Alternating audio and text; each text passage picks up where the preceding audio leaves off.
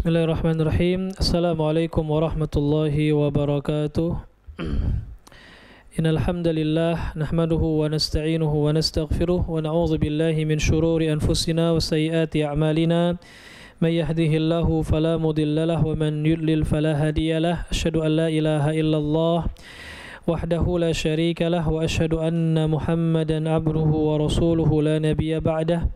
يا أيها الذين آمنوا اتقوا الله حق تقاته ولا تموتن إلا وأنتم مسلمون يا أيها الناس اتقوا ربكم الذي خلقكم من نفس واحدة وخلق منها زوجها وبث منهما رجالا كثيرا ونساء واتقوا الله الذي تساءلون به والأرحام إن الله كان عليكم رقيبا يا أيها الذين آمنوا اتقوا الله وقولوا قولا سديدا يصلح لكم أعمالكم ويغفر لكم ذنوبكم ومن يطع الله ورسوله فقد فاز فوزا عظيما أما بعد فإن أصدق الحديث كتاب الله وخير الهدي محمد صلى الله عليه وسلم وشر الأمور محدثاتها وكل محدثة بدعة وكل بدعة ضلالة وكل ضلالة في النار. Bapak-bapak sekalian yang dirahmati oleh Allah Subhanahu wa taala, alhamdulillah. Pertama-tama marilah kita bersyukur kepada Allah Subhanahu wa taala yang sampai saat ini masih memberikan kita kenikmatannya, mulai dari nikmat Islam dan iman, kemudian nikmat kesehatan, kesempatan, dan nikmat-nikmat lainnya yang tidak bisa kita hitung satu persatu. Kemudian salawat beriringkan salam mudah-mudahan selalu tercurahkan kepada junjungan kita Nabi akhir zaman, yaitu Nabi Muhammad sallallahu alaihi wasallam beserta keluarga, sahabat dan orang-orang yang senantiasa mengikuti beliau hingga akhir zaman kelak.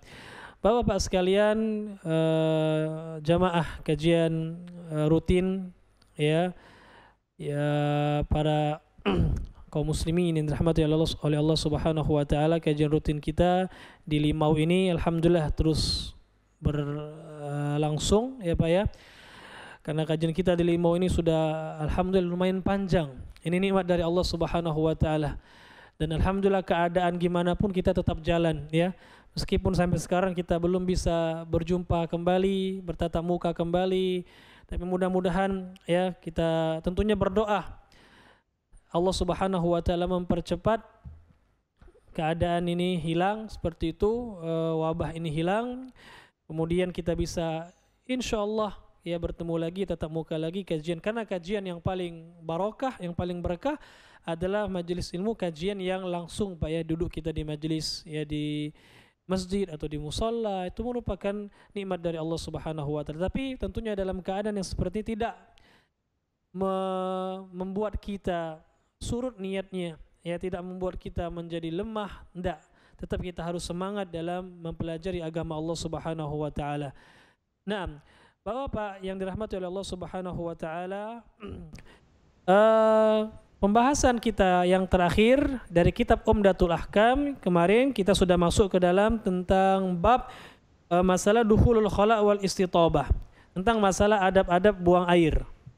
Ya, tentang masalah adab-adab buang air, yang mana pada pertemuan sebelumnya kita telah membawakan satu hadis dari bab ini, yaitu hadis Anas bin Malik. Beliau mengatakan bahwasanya Rasulullah SAW apabila masuk WC, toilet untuk buang hajat, maka beliau SAW berdoa ya dengan mengucapkan Allahumma inni a'udzubika minal khubuthi wal khaba'ith. Ya, itu yang dilakukan oleh Rasulullah SAW tatkala beliau ingin masuk WC, masuk toilet ya, untuk buang hajat, buang air kecil ataupun buang air besar. Ketika beliau mau masuk, beliau membaca doa ini. Ya, nah dalam hadis ini disebutkan doa ini, Allahumma inni a'udzubika minal khubuthi wal khaba'ith. Dalam hadis lain disebutkan Rasulullah juga membaca bismillah. Jadi caranya kita gabungkan bapak-bapak sekalian, jamaah yang dirahmati oleh Allah Subhanahu wa taala, yaitu kita baca bismillah dulu sebelum masuk WC. Ya, bismillah, kemudian Allahumma inni a'udzubika minal khubuthi wal khaba'ith. Ya, nah ini yang harus kita atau yang hendaklah kita lakukan, karena ini diantara adab buang air yang diajarkan oleh Rasulullah SAW. Ketika kita masuk WC, masuk toilet, kita membaca doa Bismillah, Allahumma inni a'udzubika minal khubuthi wal khaba'ith. Wallahu a'lam bishawab. Nah, kita lanjut ya membaca hadis-hadis berikutnya masih tentang seputar adab-adab buang air, ya adab-adab buang air, baik buang air kecil ataupun buang air besar, ya. Nah, berkata muallif al-Imam Abdul Ghani Al-Maqdisi rahimahullahu taala an Abi Ayyub Al-Ansari radhiyallahu an qala Rasulullah sallallahu alaihi wasallam idza ataitumul ghaita fala tastaqbilul qiblata al-ghaita wala baul fala tastaqbilul qiblata bighait wala baul wala tastadbiruha walakin syarriku أو غربوا قال أبو أيوب فقدمنا الشام فوجدنا مراحيض قد بنيت نحو الكعبة فننحرف عنها ونستغفر الله عز وجل. Nah, hadis yang kedua dari bab ini atau hadis yang ke-12 dari kitab Umdatul Ahkam ini yaitu dari Abu Ayyub Al-Ansari. Hadis Abu Ayyub Al-Ansari radhiyallahu an. Beliau mengatakan bahwasanya Rasulullah sallallahu alaihi wasallam pernah bersabda. Apa kata Rasulullah? Idza ataitumul ghaita fala tastaqbilul qiblata. Apabila kalian mendatangi tempat untuk buang hajat, kalian ingin buang hajat maksudnya, ya. Fala tastaqbilul qiblah. Maka janganlah ketika buang hajat, kata Rasulullah, janganlah kalian menghadap ke arah kiblat. Bil ghaid wala baul. Baik buang air besar ataupun buang air kecil, jangan menghadap ke kiblat, kata Rasulullah. Wala tastadbiruha, dan jangan juga membelakangi kiblat. Jadi ketika buang air, baik buang air besar ataupun buang air kecil, Bapak-bapak sekalian, kita tidak boleh menghadap ke arah kiblat dan tidak boleh juga membelakangi kiblat. Ya, walakin syarriku aw gharribu, akan tapi menghadaplah ke arah lain. Nah, di zaman Rasul sallallahu alaihi wasallam ketika Rasulullah tinggal di Madinah, maka kiblat itu berada di arah selatan karena Madinah itu utaranya Mekah, ya. Maka Rasul mengatakan hadapkanlah menghadaplah kalian ke arah timur atau barat. Timur atau barat. Kenapa? Karena kiblat di Madinah ngarahnya ke arah selatan. Ya kan? Nah, adapun kita jangan dipahami kita menghadap ke barat dan ke timur, tidak, karena kita orang Indonesia kiblatnya ke arah barat. Berarti kalau kita tidak mau menghadap kiblat dan tidak mau membelakangi kiblat, maka kita hadapnya ke utara atau selatan. Ya, intinya Rasulullah SAW dalam hadis ini melarang kita untuk menghadap kiblat atau membelakangi kiblat ketika buang hajat. Ya, qala Abu Ayyub Al-Ansari, sahabat yang mulia radhiyallahu anhu, beliau mengatakan faqadimna Syam, maka kami pun pernah mendatangi negeri Syam, ya Pak ya. Fawajadna marahid qad buniyat nahwal Ka'bah, dan kami dapati sebagian marahid itu toilet WC itu sudah dibangun mengarah ke arah Ka'bah, ya, menghadap ke arah Ka'bah. Fanan harifu anha, maka kami rubah arahnya, itu dirubah, ya, diarahkan ke arah yang lain. Wa nastaghfirullah azza wa jalla, kami pun beristighfar, minta ampun kepada Allah subhanahu wa ta'ala. Wallahu alam. Nah, di hadis yang mulia ini terdapat salah satu adab yang penting untuk kita ketahui bersama, bapak-bapak yang dirahmati oleh Allah subhanahu wa ta'ala, yaitu ketika buang hajat kita kalau bisa atau ya diusahakan, ya, untuk tidak mengarah ke arah kiblat dan tidak boleh pula membelakanginya. Menghadap kiblat tidak boleh, membelakanginya pun tidak boleh. Jadi gimana? Cari arah lain, Pak. Ya, alhamdulillah arah angin ini banyak, ya. Maka ketika tidak boleh menghadap dan membelakangi, kita cari arah yang lain yang insya Allah masih ada arah yang lain, ya. Nah, ini diantara adab, ya, dalam buang hajat. Kenapa hal ini disyariatkan oleh Rasul sallallahu alaihi wasallam, ya? Dikarenakan untuk memuliakan kiblat kita, bapak-bapak sekalian. Ya, kiblat Ka'bah itu adalah kiblat kaum muslimin yang kita muliakan, yang kita agungkan karena Allah Subhanahu wa taala telah memuliakan tempat tersebut. Maka kita pun memuliakan tempat tersebut karena Allah yang memuliakannya. Ya. Nah, di antara bentuk pemuliaan kita kepada kiblat kita, ya, adalah dengan kita tidak buang hajat menghadap ke arahnya atau tidak pula membelakanginya. Ini cara bentuk kita mengagungkan kiblat kita. yaitu Ka'bah yang ada di Makkah sana. Wallahu a'lam bissawab. Nah, dalam hadis yang mulia ini terdapat apa? Terdapat anjuran sekali lagi agar kita jangan menghadap kiblat dan membelakangi kiblat. Kemudian juga terdapat dalil kalau seandainya WC toilet kita menghadap ke arah kiblat atau membelakangi kiblat, itu kalau bisa dirubah arahnya, Pak. Ya, dirubah seperti itu, ya, bangunan atau WC-nya. Ya, intinya arahkan ke arah selain kiblat. Tidak boleh juga membelakangi kiblat. Ya, kalau bisa dirubah maka dirubah. Intinya. Nah, sampai ketika kita buang hajat itu menghadap ke arah kiblat. Wallahu a'lam bissawab. Nah, dalam hadis ini berarti terdapat anjuran tadi yang sudah kita jelaskan. Akan tetapi, apakah ini umum? Larangan menghadap kiblat dan membelakangi kiblat. Apakah ini sifatnya umum? Artinya baik kita buang hajat di tempat yang bukan dalam bangunan, ya. Seperti Pak, kalau kita sedang berada di hutan, ya. Misalnya sedang melakukan perjalanan atau naik gunung dan seterusnya, misalnya, ya, bagi orang-orang yang senang travel atau senang melakukan perjalanan seperti itu. Nah, apakah hukum menghadap kiblat ini ketika buang air ini dan membelakangi kiblat terlarangnya umum, baik ketika kita sedang di tempat-tempat yang bukan ada bangunan WC-nya atau untuk di dalam WC saja? Nah, ini ada perbedaan di antara para ulama, ya. Jadi kita jelaskan perbedaan di antara ulama tersebut. Kita baca dulu hadis selanjutnya. Yang mana hadis selanjutnya ini masih ada berhubungan dengan masalah hukum menghadap kiblat dan membelakangi kiblat ketika buang hajat, ya. Nah, hadis yang berikutnya kata beliau, an Abdullah bin Umar bin Al-Khattab, dari Abdullah bin Umar bin Khattab radhiyallahu anhuma. Annahu qala, bahwasanya beliau pernah bersabda, raqitu yauman ala baiti Hafsata.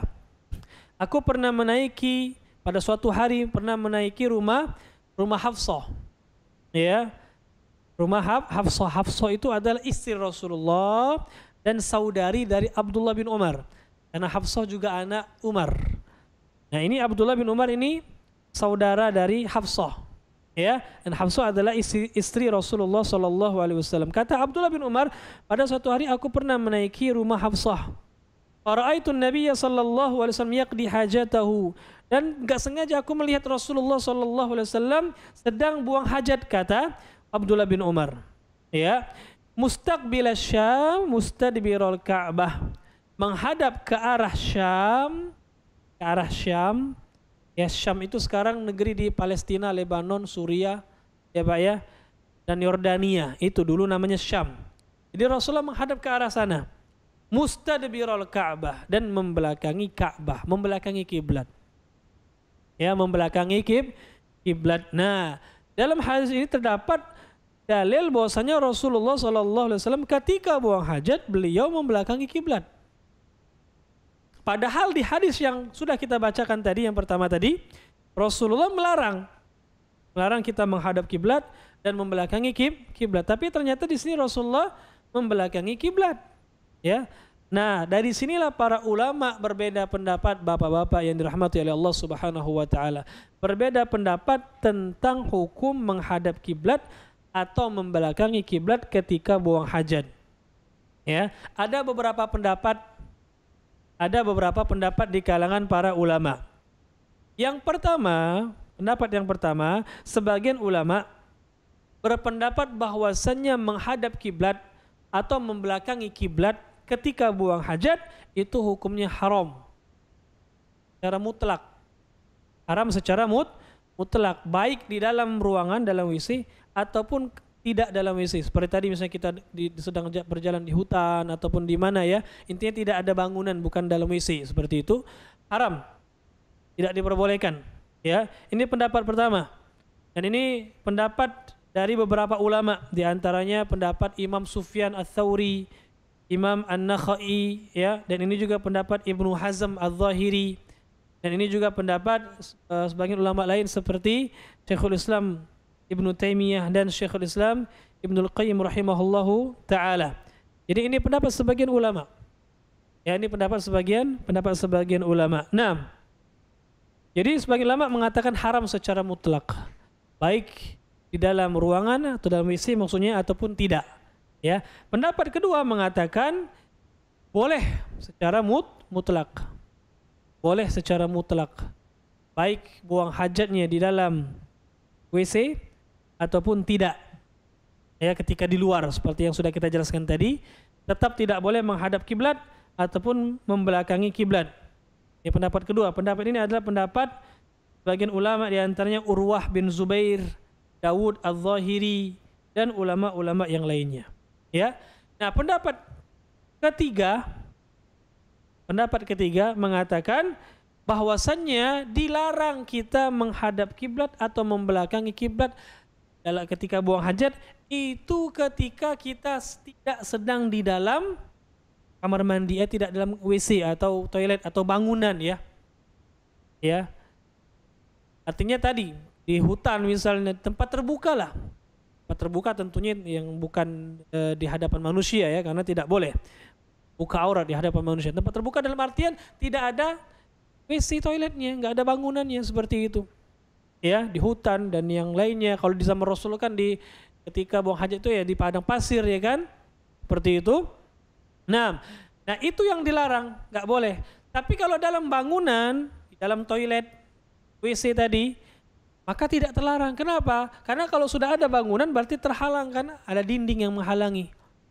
Ya, ada dinding yang menghalangi di situ. Jadi tidak masalah menghadap ketika di dalam kamar, di dalam WC atau di dalam toilet.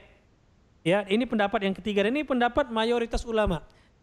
Pendapat Imam Malik, mazhab Maliki, mazhab Syafi'i, dan mazhab Hambali. Mazhab Maliki, Syafi'i, dan Hambali. Ya, ini pendapat mayoritas ulama, dan ini diriwayatkan dari sebagian ulama salaf, ya, seperti Abdullah bin Umar, wallahu a'lam bis-shawab. Nah, ada lagi pendapat keempat yang mengatakan hukumnya itu enggak sampai haram, tapi cuma makruh saja. Hukum menghadap kiblat atau membelakangi kiblat ketika buang hajat itu hukumnya makruh saja, baik di dalam toilet ataupun tidak. Makruh hukumnya, tidak sampai haram. Makruh dan tidak sampai haram. Jadi inilah perbedaan yang ada di antara para ulama, ya. Ada 4 perbedaan bapak-bapak sekalian yang dirahmati oleh Allah Subhanahu wa taala. Ada 4 pendapat di antara para ulama. Wallahu alam.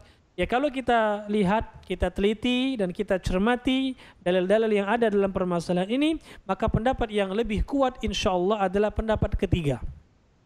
Pendapat yang lebih kuat insyaallah adalah pendapat ketiga, yaitu pendapat mayoritas ulama, mazhab Maliki, Syafi'i, dan Hambali, yang mereka berpendapat bahwasanya tidak boleh menghadap kiblat atau membelakangi kiblat itu di tempat yang sifatnya bukan dalam ruangan. Ya, adapun dalam ruangan, dalam toilet dan WC, maka insyaallah tidak masalah. Insyaallah tidak haram. Ya, kenapa? Karena tadi Rasulullah SAW pernah buang hajat, beliau malah membelakangi kiblat. Membelakangi kiblat. Padahal dalam hadis yang pertama Rasulullah mengatakan enggak boleh membelakangi kiblat. Menghadapnya enggak boleh, membelakangi kiblat. Tapi dalam hadis Ibnu Umar, Rasulullah pernah ternyata membelakangi kiblat. Berarti ini dalil bahwasanya kenapa Rasulullah SAW membelakangi kiblat? Karena Rasulullah pada waktu itu buang hajatnya dalam toilet di rumah. Ya, di rumah, di dalam ruangan seperti itu. Maka beliau membelakangi kiblat. Wallahu a'lam bishawab. Maka inilah pendapat yang lebih kuat insyaallah, meskipun tetap, ya, kita nasihatkan agar kalau bisa semaksimal mungkin jangan kita menghadap kiblat ataupun membelakanginya, bapak-bapak sekalian, meskipun di dalam ruangan, meskipun di dalam toilet, meskipun di dalam WC. Kalau kita bisa mengusahakan tidak menghadap, maka jangan menghadap ke arah kiblat, ya. Kenapa? Tadi demi untuk memuliakan dan mengagungkan kiblat kita. Ya, Bapak sekalian, ya, ini sebatas anjuran, tapi kalaupun orang ada yang di dalam toiletnya dia menghadap kiblat ketika buang hajat, kita tidak mengatakan haram, ya. Kita tidak mengatakan orang tersebut berdosa, ya. Cuma memang dia meninggalkan sesuatu yang sifatnya lebih afdal seperti itu, ya. Karena yang lebih afdal, lebih utama adalah tentunya kita tidak mengarah ke arah kiblat, tidak juga membelakanginya. Wallahu a'lam bissawab. Ini di antara adab ketika kita buang hajat, Bapak-bapak sekalian. Nah, kita lanjutkan hadis yang berikutnya, ya, hadis yang ketiga dari bab ini atau hadis keempat dalam bab ini. Beliau mengatakan an Anas bin Malik radhiyallahu an annahu qala kana Rasulullah sallallahu alaihi wasallam yadkhulul khala fa ahmilu ana wa ghulamun ma'i nahwi idawatan min ma'in wa anazatan fayastanji bil ma'. Hadis yang berikutnya adalah hadis Anas bin Malik radhiyallahu an. Beliau pernah mengatakan kana Rasulullah sallallahu alaihi wasallam, dahulu Rasulullah sallallahu alaihi wasallam yadkhulul khala, pernah masuk WC, ya, toilet untuk buang hajat. Fa ahmilu ana wa ghulamun nahwi idawatan min ma. Maka aku, kata Anas bin Malik, dan sudah kita ketahui bersama bapak-bapak sekalian, bahwasanya Anas bin Malik ini adalah pembantunya Rasul sallallahu alaihi wasallam. Anas bin Malik adalah pembantunya Rasulullah sallallahu alaihi wasallam. Ya, maka ketika Rasulullah masuk ke toilet untuk buang hajat, maka Anas bin Malik apa yang beliau lakukan? Beliau katakan fa ahmilu ana wa ghulamun nahwi idawatan min ma. Maka saya bawakan untuk Rasulullah itu apa? Bejana yang berisi air, tempat air. Ya. Maka saya bawakan tempat air. Airnya tentunya untuk Rasulullah sallallahu alaihi wasallam digunakan tentunya untuk istinja. Cebok, ya. Tentunya digunakan untuk istinja atau cebok, ya Pak, ya. Wa anazah, ya. Dan anazah itu seperti tombak yang kecil, ya. Tombak yang kecil itu digunakan untuk menjadi penutup, ya. Kalau di zaman dulu orang-orang Arab, ya, di zaman dulu itu mereka biasanya menancapkan tombak, ya. Kemudian di tombak itu diletakkan, ya, kain atau apa, ya, supaya ketika buang hajat tertutup, aurat tidak nampak seperti itu, ya, tidak kelihatan orang. Nah, maka Anas bin Malik ini membawakan ini tombak ini yang biasa dipakai untuk menutupi diri, ya, kalau sedang buang hajat, ya. Karena zaman Rasul sallallahu alaihi wasallam tentunya tidak seperti sekarang, Pak, ya. Kalau sekarang Masya Allah, ya, WC toilet sudah bagus, ya kan, bersih-bersih, ya, tertutup seperti itu dan seterusnya. Di zaman Rasul sallallahu alaihi wasallam semuanya sederhana, ya, semuanya sederhana. Nah, fayastanji bil ma, maka Rasulullah sallallahu alaihi wasallam beristinja atau cebok dengan menggunakan air.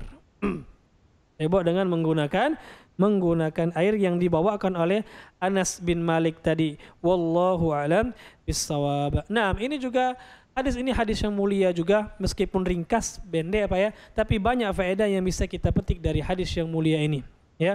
Di antara faedah yang bisa kita ambil dari hadis ini kata para ulama adalah jawazul iqtisar 'alal ma'i fil istinja, yaitu diperbolehkan kita cebok dengan menggunakan air saja, cukup, ya. Wa huwa afdal minal iqtisar 'alal hijarah, dan cebok menggunakan air lebih afdal, lebih utama, lebih bagus daripada cebok menggunakan tisu dan yang semisalnya atau batu atau tisu, ya. Nah, lebih afdal li'annal ma'an karena air lebih membersihkan.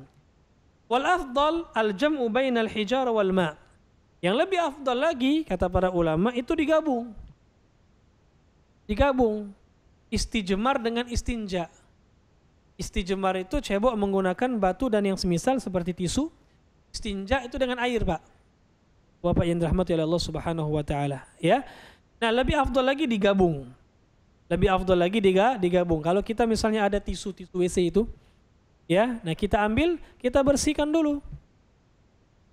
Ya, tempat keluarnya najis di kubul dan atau dubur kita. Setelah itu baru kita cebok lagi pakai air, maka ini lebih afdal. Kenapa? Karena lebih bersih tentunya. Karena lebih bersih, ya. Qala An-Nawawi rahimahullah, Al-Imam An-Nawawi rahimahullah pernah mengatakan falladhi alaihi jama'atus salafi wal khalaf, wa ajma alaihi ahlul fatwa min a'immatil amsar anna al-afdal an yajma' bainal ma' wal hijarah. Kata al-Imam An-Nawawi rahimahullah, falladhi alaihi jama'atus salaf wal khalaf. Dan pendapat yang dilakukan oleh jamaah kaum muslimin ya, yang terdahulu dan yang sekarang kata beliau, dan disepakati oleh ahli fatwa, para mufti ya, dari para ulama yang ada di negeri-negeri kaum muslimin, bahwasanya yang afdal adalah menggabungkan air dengan batu. Di zaman itu batu, zaman sekarang ada tisu. Ya, bisa digabung antara air dengan tisu, digabung. Ya, fayasta'mil hajar awalan litakhiffan najasah. Maka gunakan batu dulu kata beliau. Kalau sekarang berarti gunakan tisu dulu agar najisnya lebih ringan. Setelah itu baru dicuci. Dicuci dengan menggunakan air. Ini lebih afdal kata beliau. Ini lebih afdal. Fa in arada al-iqtisar ala ahadihima jaza al-iqtisar ala ayyihima syaa. Sawa'un wajada al-akhar aw lam yajid. Tapi kalau mau mencukupkan dengan salah satunya, dengan air saja atau dengan batu saja, tisu saja, itu boleh. Serah, boleh-boleh saja. Baik kita kan kedua-duanya atau tidak. Contoh apa ya? Kita ada air. Tapi kita juga ada tisu. Kita mencukupkan diri dengan tisu saja, enggak menggunakan air. Boleh, Pak. Ingat, heboh dengan menggunakan batu atau yang semisalnya, tisu dan yang lainnya, itu bukan hanya ketika kita tidak mendapatkan air. Tidak seperti tayamum. Ya, kalau tayamum itu boleh kalau enggak ada air. Tapi istijmar, cebok dengan menggunakan batu, tisu dan yang lain dan semisalnya, itu tidak disyaratkan harus enggak nemu air dulu, enggak, Pak. Meskipun kita ada air, tidak masalah, kita boleh juga menggunakan tisu. Ya, tapi nanti sudah kita jelaskan, ya afdolnya adalah digabung kedua-duanya. Kalau enggak ada, maka lebih afdol air daripada tisu atau batu tadi. Lebih afdol air, karena itu lebih bersih tentunya ya. Wallahu a'lam bissawab. Nah, ini faedah pertama yang kita bisa petik dari hadis yang mulia ini. Yang kedua, faedahnya istidalul muslim bitahurihi inda qada'il hajah. Li'alla yuhwijahu ilal qiyam fayatalawwath. Kata para ulama, hendaklah orang yang ingin buang hajat, dia mempersiapkan dulu air yang dia gunakan untuk membersihkan dirinya. Ya, untuk istinjanya tadi, dia siapkan dulu. Ya, tapi kalau sekarang di WC-WC kita, alhamdulillah air insyaallah selalu siap Pak ya. Ya, nah, tapi kalau seandainya suatu saat kita berada di luar, tidak berada di rumah, ya, mau buang hajat kita di suatu tempat yang tidak ada kamar mandinya, ya, maka adalah kita siapkan dulu. Kalau ada tisu, siapkan tisu. Kalau ada air, siapkan airnya. Ya, sebelum kita buang hajat. Kenapa? Karena agar jangan sampai kita buang hajat dulu, baru mencari-cari nanti bahan untuk nyeboknya apa. Bahaya nanti najisnya mengotori baju kita atau mengotori badan kita. Jadi siapkan dulu ya, disiapkan terlebih dahulu. Ini faedahnya. Karena tadi Rasulullah ketika buang hajat disiapkan dulu oleh pembantu beliau Anas bin Malik radhiyallahu an. Naam. Kemudian faedah berikutnya kata para ulama, tahaffudhu an yanzura ilaihi ahadun. Di anna an-nazar ila al-awra muharram. Nah, ini juga yang harus diperhatikan. Itu hendaklah kita benar-benar menjaga aurat kita, jangan sampai dilihat orang lain. Ini khususnya ketika buang hajat di luar. Ya, kalau kita berada di perjalanan tidak ada WC, mampir di mana misalnya ya jalan yang ada rawa hutan atau apa, kita masuk, jangan di pinggir jalan, masuk seperti itu, yang tidak ada orang yang melihatnya, ya, sehingga tidak terlihat oleh orang. Kenapa? Karena aurat itu nggak boleh ditampakkan, ya, dan orang lain juga nggak boleh lihat. Kita pun nggak boleh lihat aurat orang, karena aurat itu ya, aurat tidak boleh dilihat, haram kalau kita melihat aurat orang lain ya. Wallahu alam bissawab. Nah, kemudian di antara faedah berikutnya, jawazu istikhdamis sighar wa in kanu ahrara. Itu boleh kita nyuruh anak-anak kecil ya, meskipun anak kecil itu bukan budak, bukan budak kita, orang yang merdeka. Boleh kita suruh anak-anak ya, karena Rasulullah sallallahu alaihi wasallam itu kan ada pembantu Anas bin Malik, ya kan, dijadikan pembantu oleh beliau ya. Rasulullah kalau minta tolong dengan beliau Anas bin Malik ini diperbolehkan. Ya, ini diperbolehkan, tapi ya tentu dengan cara yang baik, karena Rasulullah ini ya meskipun Anas bin Malik itu masih kecil sudah jadi pembantu beliau, tapi beliau nggak pernah membebani Anas bin Malik dengan perbuatan-perbuatan yang menyulitkan, enggak. Ya, Anas bin Malik itu sebagaimana dia sendiri yang mengatakan Rasulullah itu adalah majikan yang paling baik. Rasulullah itu adalah majikan yang paling baik, ya. Tangannya nggak pernah mukul, lisannya itu nggak pernah mencela. Kalau Anas bin Malik belum melakukan sesuatu, nggak disuruh-suruh, nggak dipaksa-paksa. Itu Rasulullah Sallallahu Alaihi Wasallam, ya. Jadi boleh anak-anak kita suruh, ya, kita jadikan apa misalnya untuk membantu urusan kita, boleh, tapi dengan adab-adab yang islami, ya. Tidak boleh juga kita membebankan dia, nyuruh dia dalam perkara-perkara yang berat. Wallahu a'lam bissawab. Jadi di antara adab ketika buang hajat adalah istinja atau cebok, baik dengan menggunakan batu atau yang semisalnya, atau dengan menggunakan air, dan itu lebih afdal sebagaimana yang sudah kita jelaskan tadi, ya. Kita lanjutkan Bapak sekalian, hadis yang berikutnya. Beliau mengatakan an Abi Qatadah Al-Harith ibni Rib'i Al-Ansari radhiyallahu an. Hadis yang berikutnya dari Abu Qatadah, namanya Harith bin Rib'i Al-Ansari, seorang sahabat dari Ansar, dari kalangan Ansar radhiyallahu an. Beliau mengatakan anna Nabiyya sallallahu alaihi wasallam qala, bahwasanya Rasulullah sallallahu alaihi wasallam pernah bersabda. Apa kata Rasulullah? La yamsikanna ahadukum dzakarahu biyamini wa huwa yabul wa la yatamassah minal khala'i biyamini wa la yatanaffas fil ina'i. Kata Rasulullah sallallahu alaihi wasallam dalam hadis yang mulia ini, ada 3 perkara yang dilarang oleh Rasulullah sallallahu alaihi wasallam dalam hadis yang singkat ini. 3 perkara, ya, yang dilarang oleh Rasulullah sallallahu alaihi wasallam untuk kita lakukan, yang mana ketiga-tiganya ini merupakan adab-adab yang mulia, ya, yang diterangkan oleh Rasulullah sallallahu alaihi wasallam, yang menjadi bukti bahwasanya agama Islam adalah agama yang lengkap, Pak, ya. Tidak ada agama yang lengkap sempurna melebihi agama Islam, lengkap semua. Dalam perkara-perkara yang besar, yang kecil, seluruhnya dibahas dalam Islam.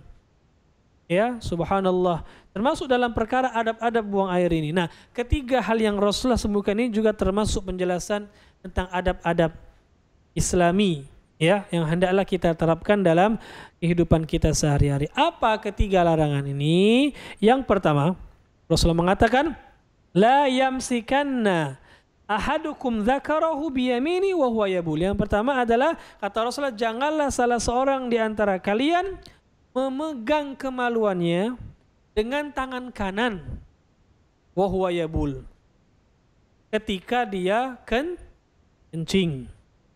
Ya. Jadi kencing, megang kemaluan jangan dengan tangan kanan, berarti dengan tangan kiri.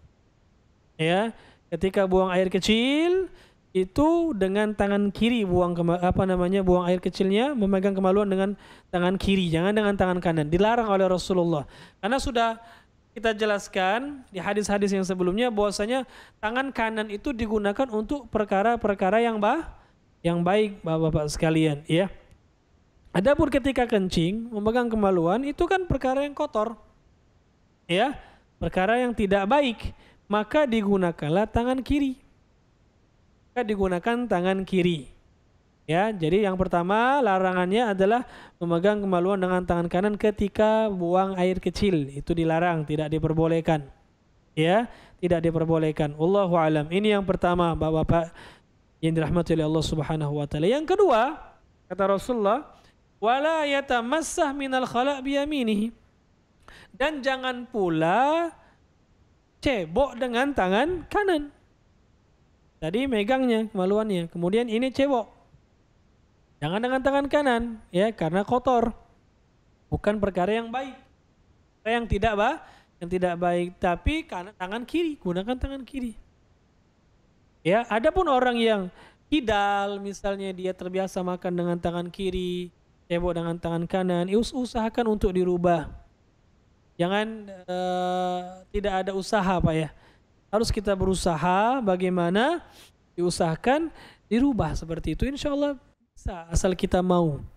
Ya cuma kadang-kadang sebagian orang itu nggak mau, sudah terlalu nyaman dengan posisi tersebut, akhirnya ya sudah ya terbalik, makan tangan kiri, cebok tangan kanan. Ini nggak baik tentunya dalam Islam.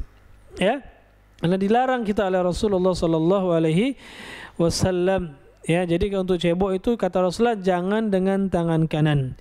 Ya, berarti dengan tangan kiri. Wallahu a'lam. Kemudian yang ketiga, perkara yang dilarang oleh Rasulullah Sallallahu Alaihi Wasallam dalam hadis yang mulia ini, kata beliau, wala yatanaffas fil ina, dan janganlah dia bernafas di dalam bejana atau cangkir ketika minum. Ya, nah ketika minum jangan bernapas ketika di dalam cangkir, hendaklah dia minum.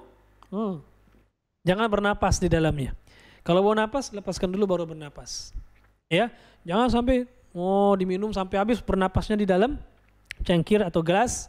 Ya, ini dilarang oleh Rasulullah Sallallahu Alaihi Wasallam. Nah, inilah ketiga larangan Rasul Sallallahu Alaihi Wasallam, dan ini sangkut pautnya dengan adab. Ya, adab kita ketika buang hajat dan adab ketika minum. Ya, nah ini sekali lagi menunjukkan kepada kita tentang sempurnanya agama Islam. Wallahu a'lam. Dan ulama berbeda pendapat tentang larangan-larangan ini, apakah sifatnya haram atau hanya makruh. Ya, terjadi perbedaan Bapak-bapak yang dirahmati oleh Allah Subhanahu wa taala. Terjadi perbedaan di antara para ulama, apakah larangan ini bersifat haram atau makruh. Sebagian ulama mengatakan larangan ini sifatnya haram. Diharam megang kemaluan dengan tangan kanan ketika kencing. Haram cebok dengan tangan kanan ketika selesai buang hajat. Haram bernapas di dalam cangkir atau gelas ketika minum. Ini pendapat sebagian ulama. Ya. Tapi sebagian ulama yang lain mengatakan larangan ini sifatnya makruh, tidak sampai haram. Larangan ini sifatnya makruh, tidak sampai haram. Wallahu a'lam bishawab. Nah, yang jelas baik larangan ini sifatnya makruh ataupun haram, tentunya sebaiknya kita hindari. Ya, jangan sampai kita lakukan karena ini adalah wejangan Rasulullah Sallallahu Alaihi Wasallam. Ya, ini adalah wasiat, nasihat, ajaran Rasulullah Sallallahu Alaihi Wasallam. Jadi semaksimal mungkin bagaimana kita mengamalkan wasiat-wasiat beliau. Beliau larang, ya sudah kita tinggalkan Bapak-bapak. Rahimani wa rahimakumullah. Ya, apapun hukumnya baik haram atau makruh, jelasnya kan nggak baik. Ya Pak ya, haram itu kalau dilakukan berdosa. Makruh kalau ditinggalkan dapat pahala. Ya kan? Meskipun dilakukan tidak berdosa, ya, tapi kalau ditinggalkan kan dapat pahala. Jadi tinggalkan seluruhnya. Tinggalkan, insya Allah kita akan mendapatkan pahala dari Allah Subhanahu wa ta'ala. Wallahu a'lam bishawab. Nah, dalam hadis ini terdapat beberapa faedah. Faedah pertama tentunya kita dilarang dari 3 hal tadi. Faedah pertama tentunya kita dilarang dari 3 hal tadi. Ya, sekali lagi saya ingatkan, dilarang dari 3 perkara. Yang pertama, memegang kemaluan dengan tangan kanan ketika kencing. Kemudian cebok dengan tangan kanan selesai buang hajat. Ketiga adalah bernafas di dalam cangkir. Ya, ini dilarang oleh Rasulullah Sallallahu Alaihi Wasallam. Kemudian faedah yang berikutnya, ya, ijtinabul asya'al qadirah. Fa'idha turra ila mubasharatiha falyakun bil yasar. Yaitu kita dianjurkan untuk menjauhi benda-benda yang kotor, najis. Ya, kalau terpaksa maka kita gunakan tangan kiri. Terpaksa kita menyentuh ataupun memegang, maka gunakan tangan kiri, jangan tangan kanan. Ya. Adapun tangan kanan digunakan untuk yang baik. Maka dalam hadis ini juga terdapat dalil bahwasanya tangan kanan itu baik, ya, lebih utama daripada tangan kiri. Tangan kanan baik dan lebih utama daripada tangan kiri. Kemudian di antara faedah yang bisa kita petik juga dari hadis ini bahwasanya Islam adalah agama yang sangat perhatian dengan kebersihan.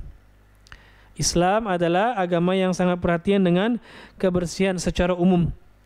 Terlebih lagi dalam masalah makanan dan minuman. Ya, itu diperhatikan oleh Islam ini. Makanya tadi kita ketika minum dilarang ya kan, kenapa? Karena nggak bersih. Kalau bernapas di dalam cangkir itu ya tidak bagus, ya tidak bagus juga untuk kesehatan dan seterusnya. Wallahu a'lam.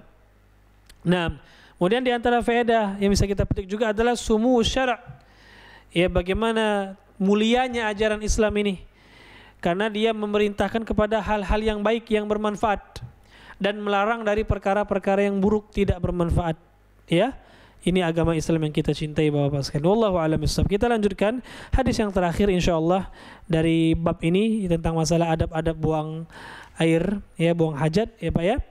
Hadis yang terakhir dari bab ini beliau mengatakan an Abdullah bin Abbas radhiyallahu taala anhuma. Dari Abdullah bin Abbas radhiyallahu anhuma, beliau mengatakan marran Nabi sallallahu alaihi wasallam bi qabrain. Rasulullah sallallahu alaihi wasallam pernah melewati dua kuburan. Suatu hari Rasulullah jalan lewat di dua kuburan. Faqal, maka Rasulullah bersabda, innahuma la yu'adzaban wa ma yu'adzabani fi kabir. Sungguhnya dua orang yang ada dalam kuburan ini sedang diadab. Dan mereka diadab bukan gara-gara perkara yang dianggap besar.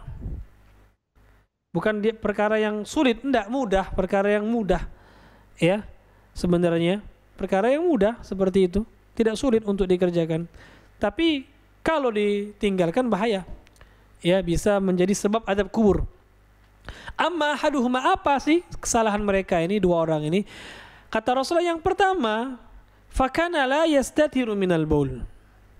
Orang pertama ini kalau dia kencing, dia tidak membersihkan dirinya dari bekas kencingnya. Baik yang ada di, mohon maaf, di kubulnya, nggak cebok, ataupun kalau ada percikan-percikan air kencingnya. Ya, dia tidak menjaga dirinya dari percikan air kencing. Dia tidak menjaga dirinya dari percikan air kencing tersebut. Ya, intinya najisnya itu melekat di badan dia ketika buang air kecil. Nah, ini sebab ya ketika kita tidak menjaga kita dari najis ketika buang air kecil, ini menjadi sebab seseorang itu diazab di dalam kuburnya. Ya. Jadi penting kita itu untuk menjaga kebersihan, jangan sampai kena air kencing badan kita, pakaian kita, ya, dan kemaluan kita dicebok, jangan nggak dicuci, ya, karena itu bahaya, najis, berakibat besar nanti. Nah, ini yang pertama, dosa yang pertama itu kalau dia buang air kecil, dia tidak menjaga dirinya dari air kencingnya. Nah, wa ammal akhar, adapun yang kedua, fakana yamshi bin namimah, maka dosanya adalah dia ini sering ngadu domba. Ngadu domba. Jadi mengadu domba atau namimah bahasa Arabnya, ini salah satu dosa yang menyebabkan seseorang diazab di dalam kuburnya, Pak ya. Wallahu alam. Kemudian dijelaskan fa akhadha jaridatan ratbatan fashaqqaha nisfain fagharaza fi kulli qabrin wahidatan faqala ya Rasulullah lima fa'alta hadha qala allahu yukhaffaf anhuma ma lam yaybasa. Maka ketika Rasulullah menjelaskan hal ini, beliau ambil pelepah kurma. Kemudian dibelah dua oleh beliau, satunya diletakkan di kubur yang tadi, salah satunya, kemudian yang lain diletakkan di kubur yang lainnya. Jadi dari dua kuburan tadi Rasulullah ambil satu pelepah, dibagi dua, diletakkan ke dua kuburan tadi. Kemudian sahabat nanya, Rasulullah, kenapa engkau lakukan ini? Maka Rasulullah mengatakan, semoga saja kedua orang ini diringankan oleh Allah. Ya, selama pelepah kurma ini belum kering. Wallahu alam bissawab. Nah, hadis ini hadis yang juga mulia, Bapak-bapak sekalian. Terdapat faedah-faedah yang besar dalam hadis yang mulia ini, ya. Banyak faedahnya, tapi yang paling pentingnya ada beberapa faedah. Yang pertama bahwasanya azab kubur itu benar adanya. Di antara faedah hadis ini bahwasanya azab kubur itu benar adanya, Pak. Ya, kalau nggak percaya mati dulu, silakan lihat nanti ya. Ada, ya, tidak boleh kita nggak percaya, Pak ya. Harus percaya karena ini adalah akidah Islam yang harus kita yakini, yang harus kita imani. Naam. Kemudian yang kedua, di antara faedahnya bahwasanya tidak membersihkan diri dari najis, bekas kencing ataupun buang air besar, ya. Ini salah satu sebab azab kubur. Salah satu sebab azab kubur, ya. Bahkan dalam sebuah hadis Rasulullah pernah mengatakan aktsaru azabil qabri minal baul. Kebanyakan azab kubur, orang diazab kubur karena nggak bersih dari air kencingnya, nggak cebok, selesai apalagi laki-laki Pak ya. Banyak kita dapati orang itu kalau selesai kencing langsung tutup pakaian, nggak cebok lagi, subhanallah. Ya, hati-hati Bapak-bapak sekalian, ini salah satu azab atau sebab orang diazab dalam kuburnya ya. Maka hati-hati, wallahu alam. Kemudian faedah berikutnya adalah haramnya mengadu domba. Nggak boleh ngadu domba. Ya. Yang membuat orang nanti jadi bertengkar, berantem, itu tidak diperbolehkan, haram, dan dia salah satu sebab azab kubur. Wallahu alam. Kemudian di antara faedah yang bisa kita petik juga adalah diwajibkan kita untuk menutup aib saudara kita, tidak menceritakan aib saudara kita. Maksudnya dengan menyebut siapa orangnya, kita sebutkan kesalahannya, tidak. Jangan sampai kita sebutkan ini orangnya, ini aibnya, jangan. Karena tadi Rasulullah ketika menjelaskan dua orang ini diazab sebabnya ini, Rasul nggak menjelaskan siapa sih kedua orang yang dalam kuburan tadi. Ya, untuk menutupi jangan sampai orang nanti mencela dia. Jangan sebutkan orangnya. Cuma Rasulullah sebutkan saja sebabnya. Kenapa? Untuk jadi pelajaran. Jangan sampai sahabat lain jadi seperti itu, orang lain. Ya. Wallahu alam bissawab. Nah, jadi ini yang bisa kita ambil dari hadis yang mulia ini, dari faedah-faedahnya. Wallahu alam bissawab. Insyaallah sampai sini dulu Bapak-bapak sekalian yang bisa kita jelaskan pada pertemuan kita kali ini tentang masalah adab-adab buang hajat ya. Mudah-mudahan yang kita sampaikan ini bermanfaat untuk diri kita dan bisa kita amalkan tentunya dalam kehidupan kita sehari-hari dalam masalah adab ya Pak ya. Sudah banyak tadi beberapa yang kita jelaskan. Yang pertama itu jangan menghadap kiblat atau membelakangi kiblat ketika buang hajat. Kemudian yang berikutnya cebok itu boleh menggunakan tisu atau yang semisalnya atau boleh menggunakan air ya. Tentunya yang lebih afdal adalah menggabung keduanya. Kalau enggak maka dengan air, maka itu lebih bagus. Kemudian yang berikutnya juga di antara adab adalah kita dilarang memegang kemaluan dengan tangan kanan ketika buang air kecil, cebok dengan tangan kanan, dan minum di dalam cangkir, bernapas di dalam cangkir ketika minum, itu juga tidak diperbolehkan. Kemudian yang tadi bahwasanya dijelaskan hadis yang terakhir, salah satu sebab azab kubur adalah seorang itu tidak menjaga kebersihannya dari najis. Wallahu a'lam bishawab. Ini dulu yang bisa kita jelaskan pada pertemuan kita kali ini. Mudah-mudahan bermanfaat. Silakan mungkin Bapak-bapak dan Mas-mas sekalian kalau ada pertanyaan yang ingin ditanyakan. Wallahu a'lam bishawab. Jazakallahu khairan Ustadz atas materi yang telah disampaikan. Ya, jazakallahu khairan. Sudah ada Ustadz beberapa pertanyaan, izin menyampaikan. Silakan Mas. Assalamualaikum warahmatullahi wabarakatuh Ustadz. Waalaikumsalam warahmatullahi wabarakatuh. Izin bertanya, terkadang kita terpaksa untuk buang air kecil di lokasi atau di lapangan tempat kita bekerja Ustadz ya, di betul. hutan ataupun di jauh dari tempat toilet. Betul. Selain memastikan arah kiblat dan menjaga aurat kita dari orang lain, adakah doa atau ucapan khusus sebelum kita buang air di alam bebas Ustadz? Mungkin maksudnya misalkan kayak kita melewati yang biasanya orang sebut angker gitu Ustadz ya, kita kan ada doa yang bismillahirrahmanirrahim la yadurru masmi syai'un fil ardi wala fis sama'i wa huwa samiul alim Ustadz ya. Ada betul. Seperti itu enggak Ustadz ya? Iya. Wa jazakumullahu khairan. Nah, secara umum kalau kita singgah di satu tempat ya yang memang satu tempat di hutan kah atau di mana tempat ya yang tidak ada penghuninya, jauh dari pemukiman ataupun dimanapun, maka kita disyariatkan untuk berdoa a'udzu bikalimatillahi tammah min syarri ma khalaq. Ya, ini doa kalau kita singgah di suatu tempat. A'udzu bikalimatillahi tammah min syarri ma khalaq. Ya Allah, aku berlindung dengan firman-Mu, kalimat-kalimat-Mu yang paripurna dari keburukan makhluk-Mu. Jadi kita berlindung kepada Allah tentunya ini untuk singgah. Ya, di satu tempat di mana saja, di lokasi kah, di hutan kah lokasinya itu ya. Nah, kita berdoa ini mudah-mudahan dilindungi oleh Allah Subhanahu wa taala. Adapun untuk ketika buang hajat ya, maka kita juga membaca doa tadi. Tapi bedanya kalau kita di toilet, kita ketika mau masuk. Adapun ketika di alam bebas, bukan di dalam toilet, kita baca doanya ketika sudah menjauhi orang, kita hampir buang ketika hampir buka pakaian, buka celana misalnya ya, sedikit untuk buang air. Nah, ketika itu kita baca doa. Dengan doa Bismillah Allahumma inni a'udzubika minal khubuthi wal khaba'ith. Jadi dibaca juga doa ini. Ya. Bukan ketika kalau mau masuk toilet kan sebelum masuk toilet. Kalau ini ketika kita sudah membuka pakaian, ya, mau buang air, kita baca doa itu. Bismillah Allahumma inni a'udzubika minal khubuthi wal khaba'ith. Dengan menyebut nama Allah, aku berlindung dari setan yang laki-laki atau yang wanitanya. Ya, jadi insyaallah dilindungi oleh Allah Subhanahu wa taala. Itu Mas Furqon yang bisa kita jelaskan. Baik Ustadz, untuk pertanyaan berikutnya, ketika kita buang air kecil, terkadang terdapat sisaan air seni yang masih keluar setelah kita selesai cebok dan menggunakan pakaian kembali. Bagaimana hukumnya Ustadz? Apakah artinya pakaian kita yang terkena najis dan berpotensi mendapat ancaman siksa kubur seperti pada hadis yang terakhir? Jazakallahu khairan. Nah, jazakumullahu khairan. Kalau memang kita yakin itu adalah air kencing, memang keluar seperti itu, ya maka untuk berikutnya kalau kita belum tahu hukumnya mudah-mudahan dimaafkan. Tapi kalau kita tahu memang itu air kencing, kita yakin keluar, maka berikutnya kalau bisa jangan sampai kita langsung pakai pakaian kita kecuali sampai yakin benar-benar bersih.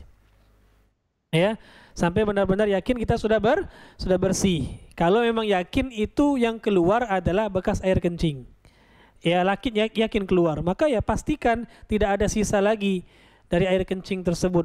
Tapi kalau cuma sekedar was-was, ya sebagian orang kan kadang-kadang terkena was-was, padahal bukan air kencing, tapi dia rasa kayaknya air kencing, padahal basah di, mohon maaf, celana dalamnya misalnya itu gara-gara air bekas cebokan dia, bukan air kencing yang keluar misalnya. Cuma kayaknya, nah ini hati-hati kalau sudah kayaknya, ini berarti hanya sekedar was-was. Maka yang seperti ini tidak usah dipusingkan, jangan diikuti ya, karena was-was ini kalau diikuti bisa berakibat buruk untuk jiwa kita, nggak baik. Ya, jadi ini yang harus kita pahami, benar yakin itu air kencing atau bukan, harus diyakini dulu. Kalau yakin memang itu air kencing, ya maka kita harus ganti celana dalam kita ganti karena itu najis. Ya, dicebok lagi seperti itu. Tapi kalau cuma sekedar was-was, maka tinggalkan was-was. Tinggalkan was-was kita, ya, jangan sampai diikuti karena nanti bisa berakibat buruk ya untuk jiwa kita. Wallahu a'lam bissawab. Naam. Baik Ustadz, mungkin dari jamaah ada yang ingin bertanya langsung atau sedang mengetik di chat box, masih kita tunggu sebentar Ustadz. Iya. Silakan.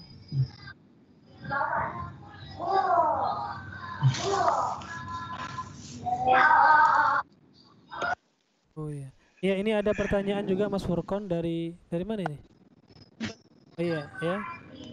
Dari Madinah mungkin ya. Ada pertanyaan.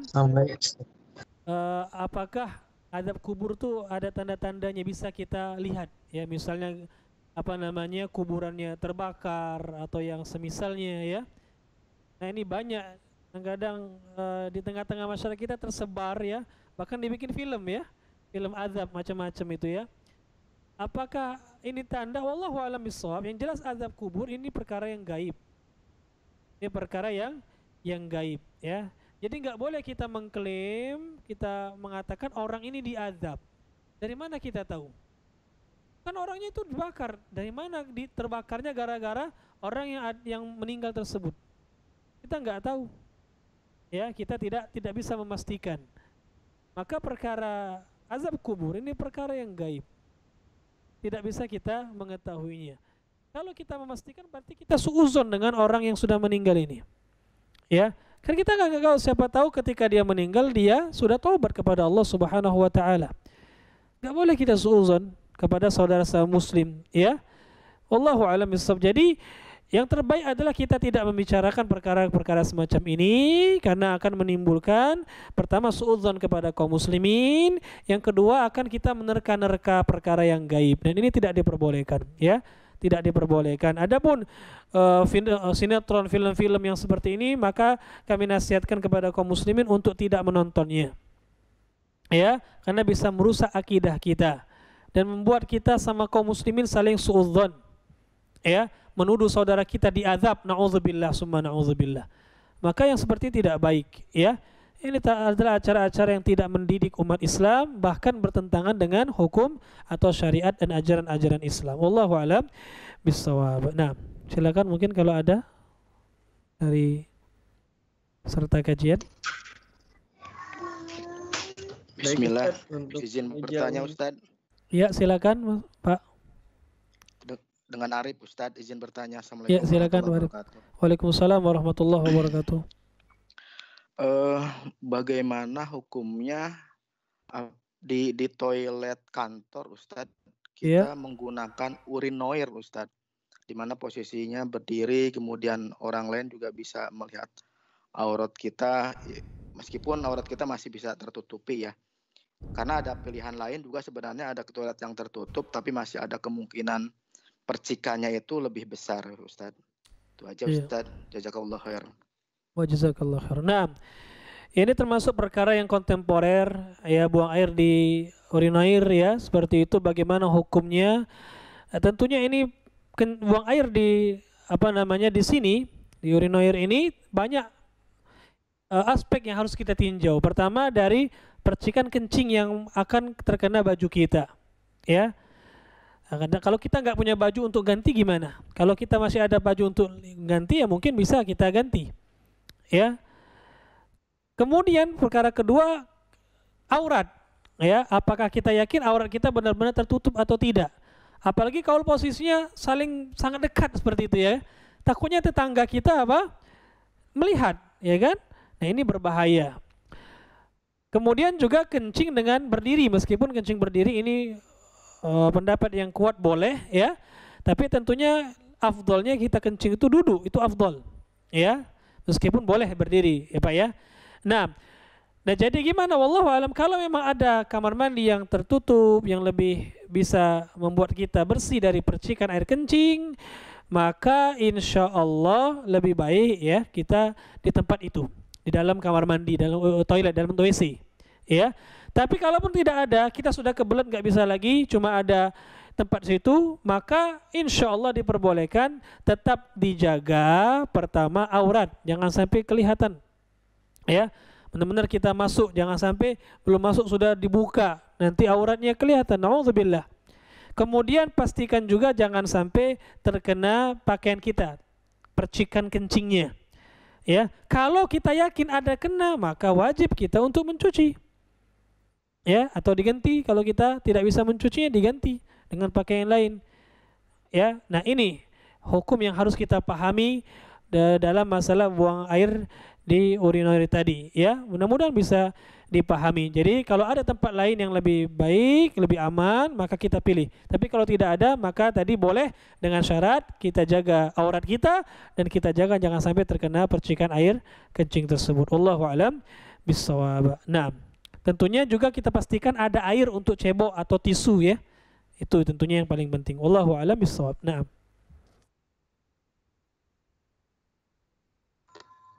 Masih ada? Mungkin dari jamaah, kalau tidak ada pertanyaan lagi Ustadz, Iya. bisa ditutup. Berarti kita pekan berikutnya bisa berlanjut ke bab bersiwak Ustadz ya? Iya, insya Allah Mas Furqan. Tentang masalah siwak, ini termasuk sunnah yang mungkin banyak kita belum tahu atau sudah tahu tapi belum bisa mengamalkan. Ini bagus ya. Nanti kita sebutkan keutamaan-keutamaan siwak insya Allah.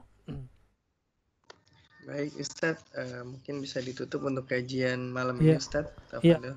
Barakallahu fikum. Ya, terima kasih kepada para jemaah sekalian yang telah terus semangat ya menghadiri kajian kita meskipun tidak tatap muka, tapi tetap kita semangat untuk mempelajari agama Allah Subhanahu wa taala ini. Mudah-mudahan kita semua diberikan rahmat dan karunia oleh Allah Subhanahu wa taala. Semua kita yang hadir diberikan kesehatan, diberikan keamanan, diberikan pahala, dan tentunya ketika meninggal diberikan husnul khatimah, dan kita semua dimasukkan ke dalam surga Allah Subhanahu wa taala. Amin Allahumma amin. Kita tutup subhanakallahumma wa bihamdik asyhadu an la ilaha illa anta astaghfiruka wa atubu ilaik. Assalamualaikum warahmatullahi wabarakatuh. Waalaikumsalam.